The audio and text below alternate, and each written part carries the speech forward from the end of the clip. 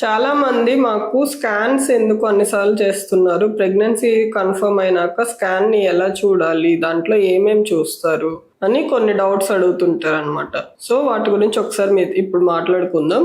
జనరల్గా pregnancy first period miss అయిన వెంటనే యూరిన్ ప్రెగ్నెన్సీ టెస్ట్లో ప్రెగ్నెన్సీ కన్ఫర్మ్ చేసుకున్నాక ఫస్ట్ చేసే స్కాన్ ఏంటంటే లొకేషన్ కోసం చేస్తాం. అర్లీ ప్రెగ్నెన్సీ స్కాన్స్లో ఫస్ట్ అంటే యూట్రస్లోనే ఉందా లేదా అరౌండ్ 2 weeks తర్వాత అట్లా చెక్ చేస్తాము.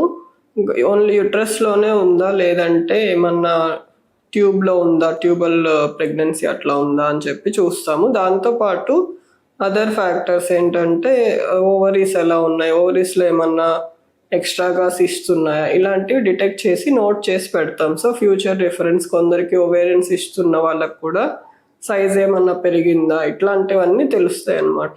నెక్స్ట్ వచ్చేసి వయబిలిటీ స్కాన్ అంటే బేబీకి హార్ట్ బీట్ వచ్చిందా లేదా అనేది చూస్తాం. ఒకవేళ ట్విన్ ప్రెగ్నెన్సీ అయితే రెండు ఎలా ఉన్నాయి, రెండిటికి హార్ట్ బీట్ ఉందా, గ్రోత్ అని చెప్పి చూస్తాం. నెక్స్ట్ స్కాన్ వచ్చేసి కొంచెం హై రిస్క్ పేషెంట్స్ వాళ్ళలో అయితే కొంచెం మధ్యలో కూడా స్కాన్ చేస్తాం అరౌండ్ 10 weeksకి. సర్వైకల్ లెంత్ ఎంత ఉంది, నెక్స్ట్ ట్విన్ ప్రెగ్నెన్సీ ఇట్లా అయితే అది గ్రోత్ బాగానే అవుతున్నాయా లేదా అనేది చెక్ చేస్తాము.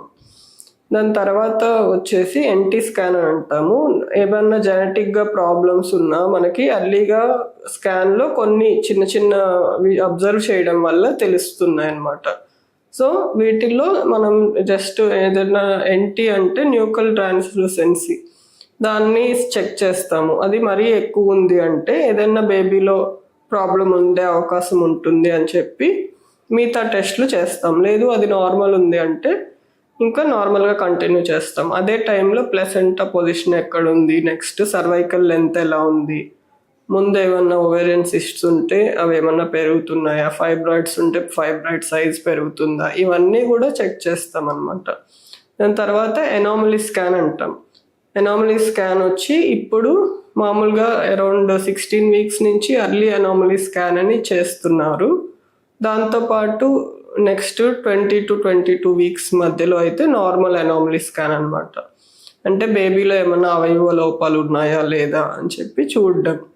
నెక్స్ట్ వచ్చి గ్రోత్ స్కాన్ అంటే 28 weeks నుంచి ఒకసారి, 32 weeksకి ఒకసారి, 36 weeksకి ఒకసారి ఇలా చేస్తాం. ఇవన్నీ ఏంటంటే హై రిస్క్ పేషెంట్స్లో మనం రెగ్యులర్గా మానిటర్ చేయడానికి.